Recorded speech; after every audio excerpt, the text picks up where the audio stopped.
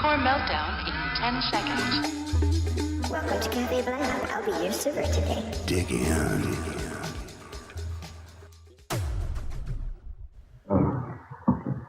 Rick, hey there. I see you look like you just woke up. I did. I was flying all night last night, you know. I know. This is our Saturday Blabcast, Cafe Blab. Mark and Rick will be your servers, and guess what, folks? Because this is going to be video and audio versions, audio for the SoundCloud. You can see us. If you're seeing the YouTube of this, you can see Mark McNease and Rick Rose. I'm in New York City. Rick Rose is normally in Shreveport, but where are you now, Rick? Today I'm in Connecticut, Mark. Yeah, I was flying all night. I hope to see you on this trip. My best friend Donna always flies me out to Connecticut to spend the holidays with her family and her girlfriend. So hello from Lisa's house.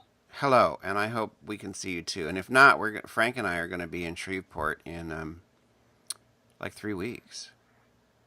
Yes, the place is ready for you. You know, I want some mud bugs, some crawdads, and some mud bugs.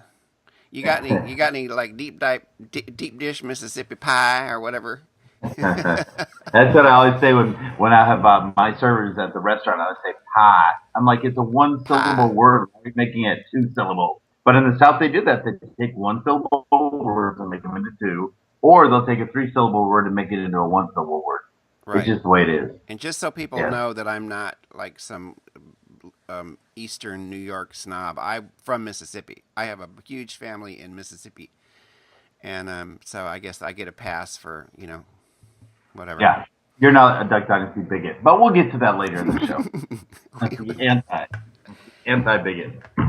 And so we're just gonna launch right into it. And we're doing this. We're gonna put it up on YouTube because I suddenly had all these new subscribers from the viral video. We're not going there, but I thought, because we do this podcast and we're going to be bringing back our Age to Perfection podcast. We will get to that toward the end of the show. But I thought, why not? Oh, wait. Before we go, do I look pretty? I just have to know how I look because this is the first. You do, but you're doing that like not shaving thing. Is that just for today? No, I've been meaning to shave since I got here, and I keep putting it off. So I will shave at some point on this trip. Yes. Thank you for noting. And I don't want. This is not judgmental in any way, but I'm not a fan of facial hair. And like this, I remember George Michael doing it 20 years ago with that sort of like I didn't shave for the last night, day and a half look. Yeah. Well, no, that's not intentional. And I just saw your wedding band. I don't think I've ever seen your wedding band because we're singing. Oh yeah. See, I can see me in the little corner.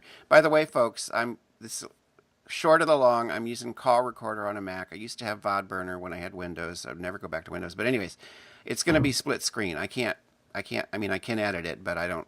At some point, I will be editing these. But for now, it's just split screen because that's what you get with call recorder. Now. And that's kind of like the CNN or Fox News look. You know how they always have the white Santa on the left and the black Santa on the right. They always split the screen. Well, where's the Asian Santa? I know. Why wasn't that even that? Why didn't she even address the Asian Santa? And a trans Santa. I know. Oh, there's definitely trans Santas out there, and they're my favorite. I love. So, what do you want to talk about? There's a lot going on, man. Well, first of all, just a quick aside. We're going to talk later about LGBTSR and age of perfection, but Utah snuck in as like a new state allowing gay marriage. That was kind of interesting. It was crazy. The last 24 hours, you had New Mexico. And Utah, like, oh my God, Utah! That's the Mormon Church. That's the heart of the beast, the belly of the beast. In there, it is, and they've already made comments about it that they don't approve of it. But I think we kind of knew that was going to be their comment. But that's okay. You don't get married or not because somebody approves of it. There you go. It's going to get challenged. We'll see what happens. I mean, it's crazy explosion of marriage this year. And as you said, there's my ring. I got married in August. I love being married. I love calling him my husband. He's my husband. That's the deal. What are you laughing at? And I heard you too. I just laughed. I asked a little earlier in the green room before we started the show what married life was like. And you said you're enjoying it. Well, I heard you go shut his door and kind of give him some words. No, I just said. Yes, you did, Mark. You gave him some words like a married man would do. We're recording. I said we're recording, but you're not trapped in here. I don't want him to feel trapped in there. But Frank is a free spirit. He will come out singing. He comes out singing in the mornings, and I just gotta be aware of that because I can't afford a studio or an office, and yeah, someday when my new short story, The Seer, Yes. Yes. catches fire, boy, I'm gonna rent me some office space. Mark, what do you got a cigarette in your hand for? It's not. We're gonna talk about that later too. This is an e-cigarette. And by the way, folks, Cafe Blab is not aged to perfection. We just talk about anything here. I'm not gonna. I don't censor myself on this show. That's one reason why I wanted to do it. It's an e-cigarette. Is it? It looks like a real cigarette. I've never seen an e-cigarette with the little brown. Is that brown functional, or is that brown on there? No, this is a blue cig. They make black ones. You see a lot of those little black ones. This is not a black one. This is one of the ones that confuses Christine Quinn and Mike and Emperor Bloomberg and the little children that they're so concerned about that they had to ban e-cigarettes. That's one of my topics today because it looks like smoking and it could confuse people because they're so fucking stupid. They can't tell that it doesn't stink like a cigarette. There's no secondhand smoke, but they gotta ban it because it looks like fun, boy. Well, how do you really feel about it, Mark? And let's go on. I'm jumping the gun here. I don't want to do that, but because I definitely have a pit, and I'm not going to use them forever. I might as well do it first. I smoke. Light up. I don't care. Go ahead, but let's talk. Let's get on track here. I smoked cigarettes for a long time. I stopped for over a year, recently, and then I started again. And I don't want to smoke. I don't enjoy it. It's an addiction for me. But somebody had told me about electronic cigarettes, and I thought, well, I'm going to give them a try because I was not going to go back to putting a patch on my body. And so I started using e-cigs, and I haven't had a tobacco cigarette in probably 3 months.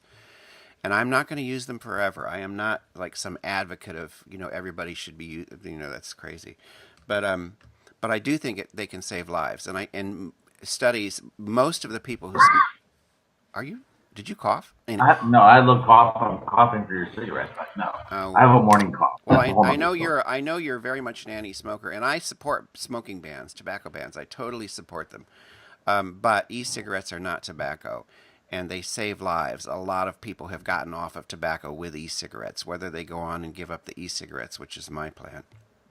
Yeah, but now then the whole thing, since we jumped gun and got into the subject, which we need to, they're trying to ban it. You think that's one of Bloomberg's last moves before? Oh, they did it yesterday. The city council. Oh, it went through? Everybody knew it was going to go through. I hate these. I'm not in New York, so go, give. What happened? It went through, but everybody knew it was going to go through, and that's another little side thing, is these little fake hearings they have, and they do it in every city. You know what I'm talking about. Like, you're trying to get some... They're not...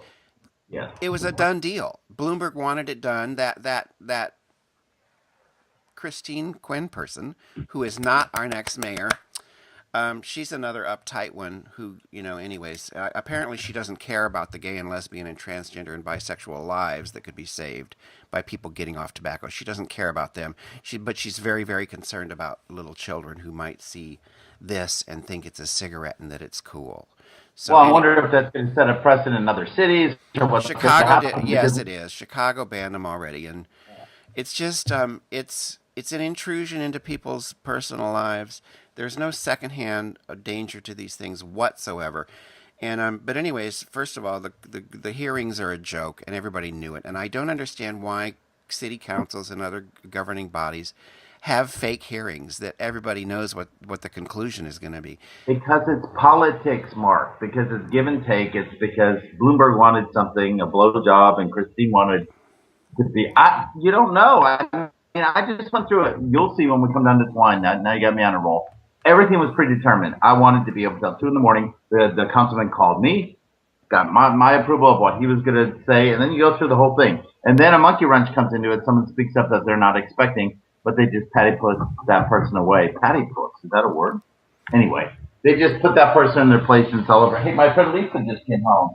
Lisa's here, and we're going to talk about Christmas cookies because I say, Lisa, come. We have a guest today, Mark. You didn't know it. Hi, Lisa. How are you? My friend Mark McNease that I see in New York. This is Lisa. Hi, Mark. This is going on YouTube. I'm just letting you know.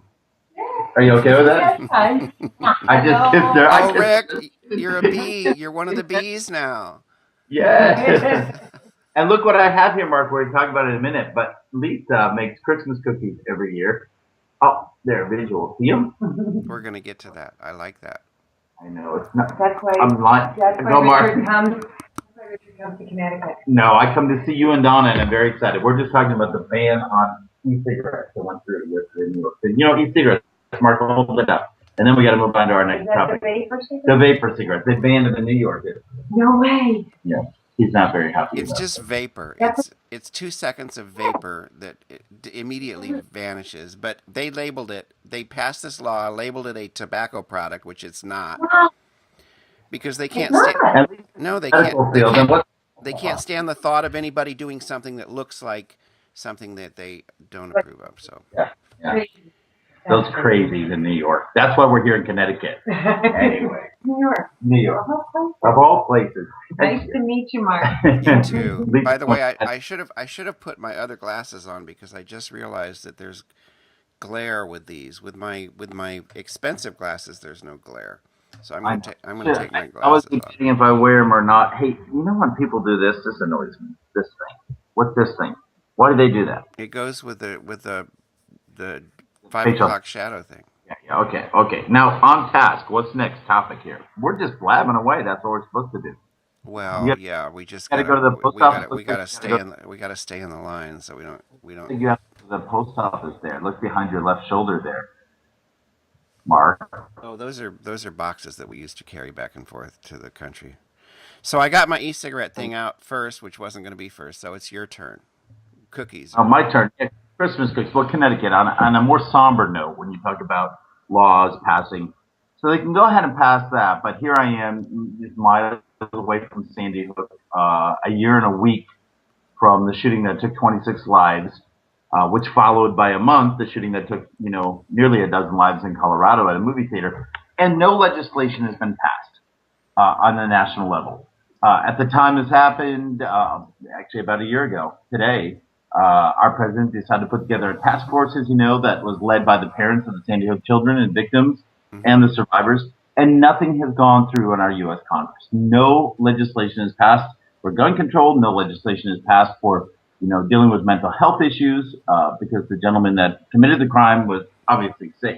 And it just irates me. 3 states took it on, of course, Connecticut, Colorado, and a 3rd state took it on and passed legislation. But when Obama spoke last week with his first lady, they talked about the importance of it, but still nothing has passed. So it just breaks my heart. When something happens, Mark, people get all riled, they get behind it, and then time takes away from it. And again, back to politics. There's obviously reasons, because those that want us to be able to hold a gun outspeak for those that realize that guns can be dangerous and need some more controls. That's all I'm saying. Well, it's a good segue into my second topic, which is very much connected to that, and it's the open carry craze.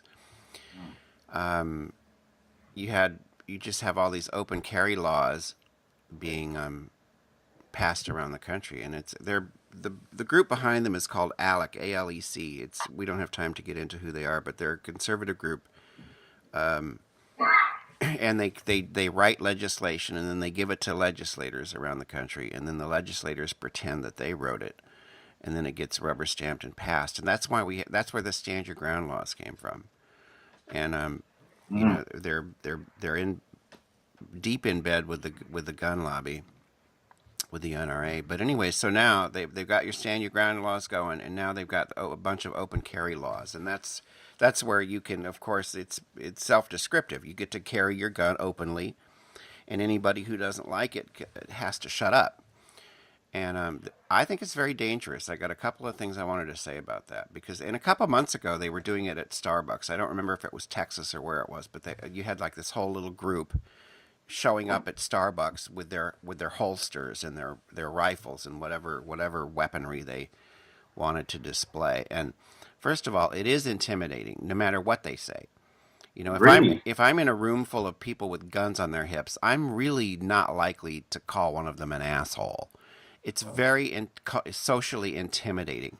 And there were people at the Starbucks who didn't want to be around guns, and then when Starbucks asked the gun people nicely, they bring up the Second Amendment, and it's basically fuck you, I can wear a gun, and it's just horrible. And I thought, well, can I just bring a sex toy to Starbucks? If they can bring a gun, can I just show up with my strap on?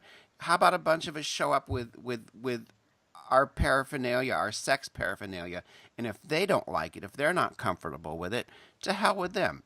You know, obviously one will kill you and the other won't, but what's the difference? You know, if I cannot state my offense as a customer of a coffee shop, saying I really don't want to have my breakfast, especially with my kids, around a bunch of guns. Do you know the point I'm trying to make? No, I hear you. I mean, bring your dildo to Dunkin' Donuts. I mean, seriously. I mean, what's the difference? Sling a weapon at Starbucks or bring a dildo to Dunkin' Donuts. Mark, I hear you. It brings me up to my point, and that's what I like about Cafe Blab. We just conversed. This whole First Amendment right issue that dickwads are throwing around to protect a bigoted, hateful gentleman I'll call him a gentleman. I'll give him that in Monroe, Louisiana. You know, you and Frank are heading there. You're just miles away from bigot capital. This whole thing with Phil Robertson and Duck Dynasty, and I just read an article in the Washington Post where they interviewed an expert, and you brought this up yesterday on the LGBTSR.org or Facebook page. It's not a First Amendment right. He was suspended by an employer because he was under contract with the employer. First Amendment is protected in governmental issues, but there is no First Amendment protection between an employer and an employed person. Now, I will say on the inside, because my boyfriend is connected to that family, and my boyfriend is gay, and he wanted to post a picture a couple weeks ago. He was out for brunch with Miss Kay, who's Phil's wife, and he so badly, Mark, wanted to throw it on Facebook. He goes, she had no idea she was sharing her fried shrimp with the big homo.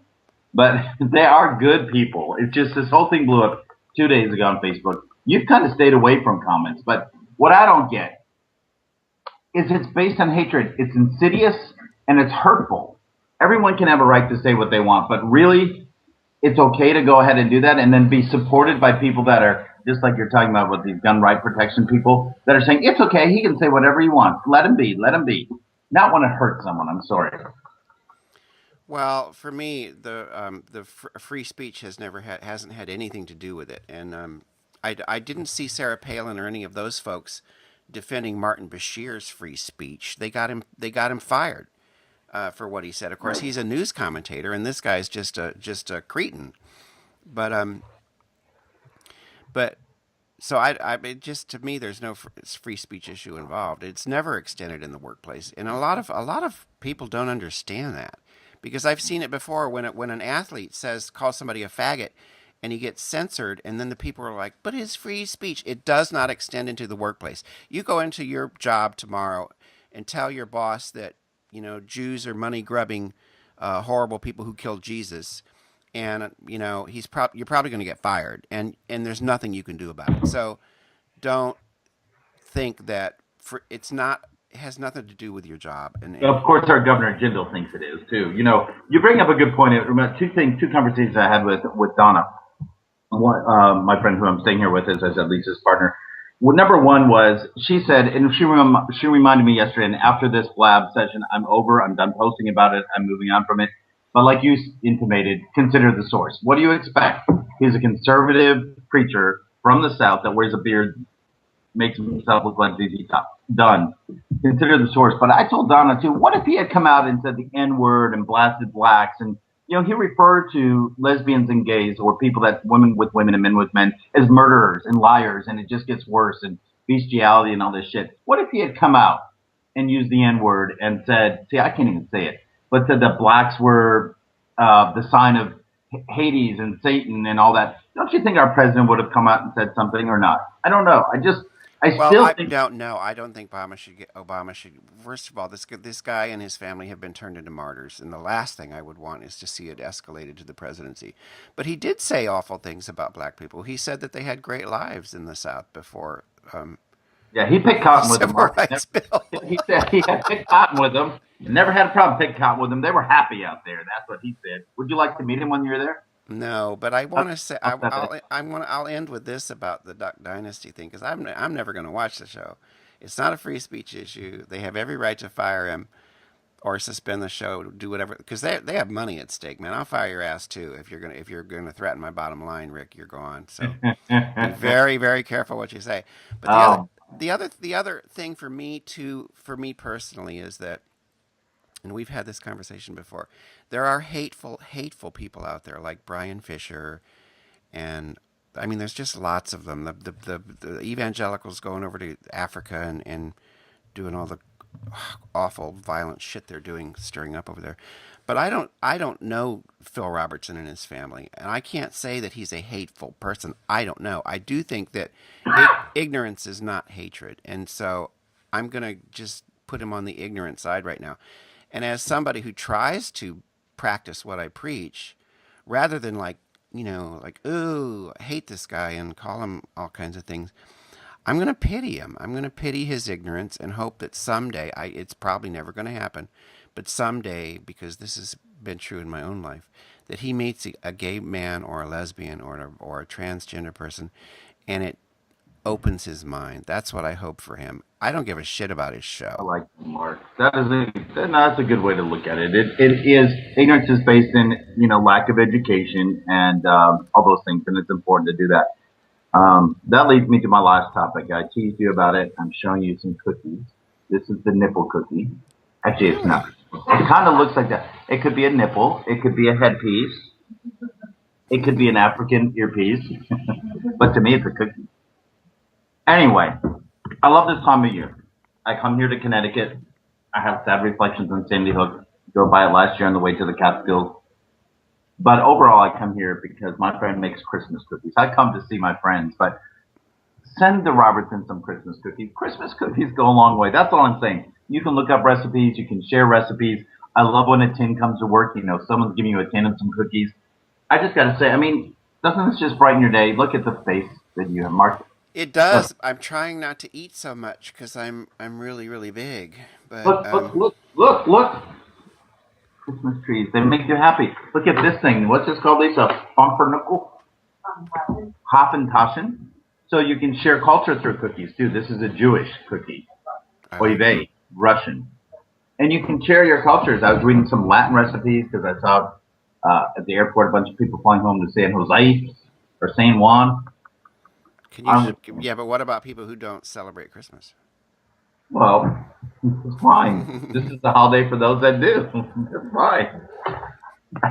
Mark? I don't think there's anybody. Lisa said that there's nobody that wouldn't enjoy a Christmas cookie. That's right. You could just call them holiday cookies.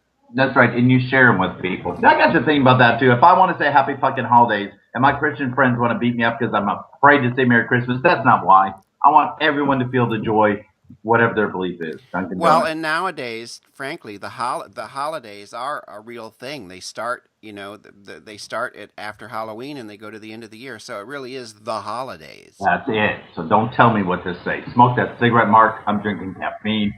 Shit, I got a bottle of booze this morning if I really want to get going. I'm going to ride the bike today and do all kinds of fun stuff. And I did a reading. I'm going to re-record it because it's too long, but I did a reading for my new short story, The Seer. It will be on Amazon very, very soon for 99 cents.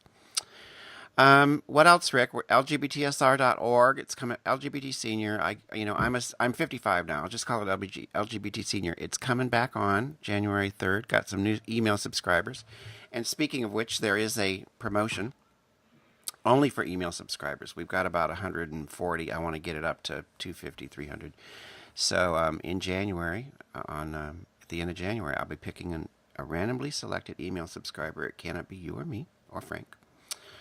For a $50 Amazon gift certificate. So anybody who sees this, just go to lgbtsr.org. It's right there on the right side. You'll see a gift card, Amazon logo. Click on it, and it tells you how to. You just got to email subscribe. It's easy. There's nothing to it, and it's once a week. It's going to be once every Friday. I know people worry like, oh, if I put if I give my email out to this website or whatever, I'm going to get all kinds of crap. No, this is totally. It's all confidential. Nobody ever sees your email. I don't give them to anybody. This is only so that once a week you'll get an email with new content from LGBT. That's right. We learned our lesson from Target this week. We don't share information. We don't let anyone crash our system, or we have to give 10% off, or have to send everybody a Christmas cookie. But Mark, clear up too, just so folks know, we will continue to do Cafe Blab this way. It'll be audio and video. But we will also be launching, with the wonderful guests, our Age to Perfection broadcast. Podcast is part of, I guess I cleared it up.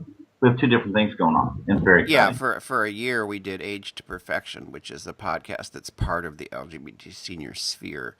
And it did really well. It's on Blog Talk Radio. I'm gonna also post it on SoundCloud starting in January when we go back to it.